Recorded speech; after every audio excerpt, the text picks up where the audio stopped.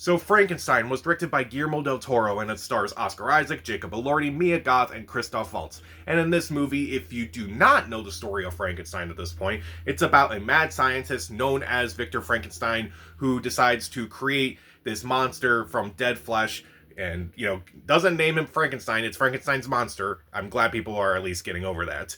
But he creates this monster and basically begs the question, who is the real monster in the situation? Is the monster himself or the person who created the monster? So this was a movie that I was looking forward to for mainly because of Guillermo del Toro. As you can see from behind me, I own most of Guillermo del Toro's movies. I do think he's a very fascinating filmmaker. I do like the worlds that he creates. I do think the movies themselves are very fascinating. He's one of those few filmmakers who has his own style, and it's so unique to him, and so it kind of feels at least different enough where it's like I can recognize his movies from there. And when I heard he was doing a Frankenstein movie, I was thinking, that's not really a surprise. Frankenstein seems right in his world. And so I saw this movie. Unfortunately, I did not see this movie on a big screen. I watched it on TV on Netflix. And that already makes me a little mad. I wish Netflix would expand these movies more than to just New York and LA and actually let other people see these movies on a big screen first rather than watching them on Netflix. That's for another video, but I'm not going to talk about that.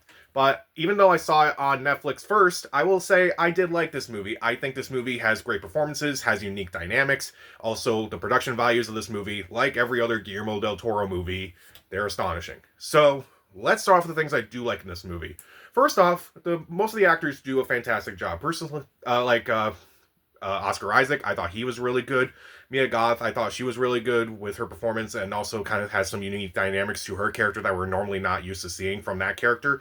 Also, the person who surprised me the most was actually Jacob Elordi. I was like, why'd you cast him in this movie? I'm not a big fan of Jacob Elordi. I don't hate him. I just don't really think he's that great of an actor. Frankenstein kind of showed that he's actually a pretty decent actor. I thought he was surprisingly the most human out of all the characters in this movie, ironically enough, considering he's the monster. But I thought he brought a lot to the character that otherwise would not have been, I don't want to say it's like his performance actually made the movie a lot better. Meanwhile, I think the cinematography, the production values, the score, pretty much every production value of this movie is astonishing. The cinematography, once again, done by Dan Lauston, who does a lot of Guillermo del Toro's movies as of late, beautiful. The score by Alexander Desplat, it has every emotional beat perfectly, whether something tragic happens, or when something powerful happens, or when something epic happens. I feel like his score is magnificent. It's not as good as Sinners or One Battle After Another for this year, but I do think the score is actually very well done. The production design alone, the set design, incredible. This is one of those movies where I was watching it, and one of my first thoughts while watching it is like, I want to walk through this world, just kind of give a tour of this world to see what everything is like in it. And I would love to see that. Also, pretty much everything else, the makeup done on the monster, incredible. A lot of the production values of this movie are astonishing, to say the least. If this movie doesn't get a lot of nominations in the Oscars for pretty much every production category, that would be shocking. And I do think with this movie, too, there are unique twists to the story of Frankenstein. Now, obviously, Frankenstein has been done to death.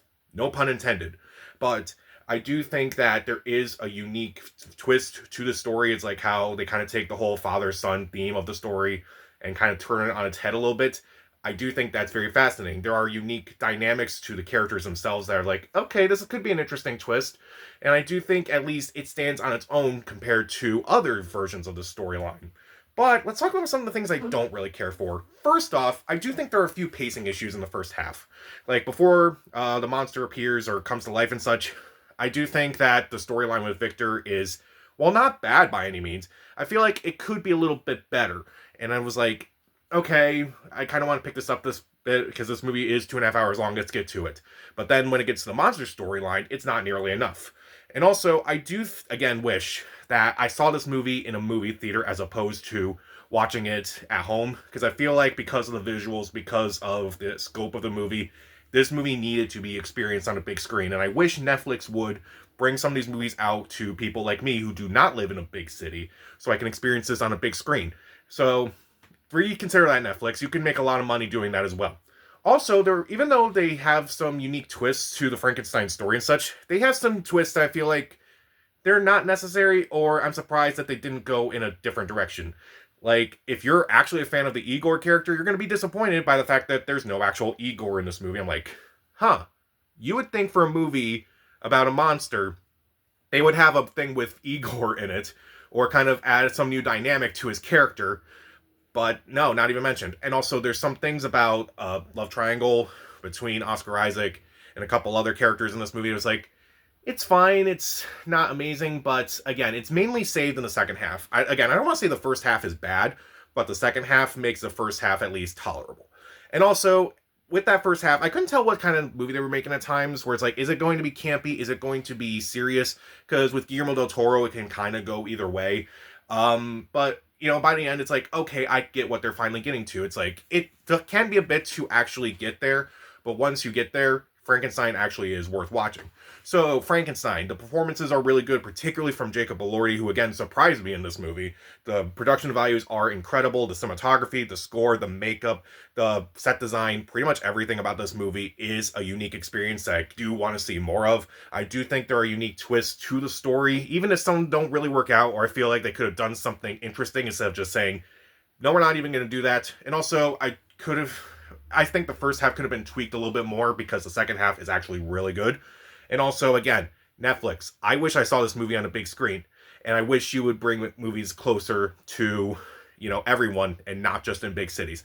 Now, I'm not saying Netflix should put out every movie in a movie theater first, but movies like this, and also Wake Up Dead Man, come on. But I'll give Frankenstein 3 out of 4 stars. See it. So, how would you rank Guillermo del Toro's movies?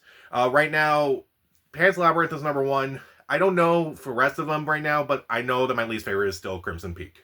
So, what is your how would you rank them? Comment down below. Subscribe to the channel. This is Pat. Stay safe.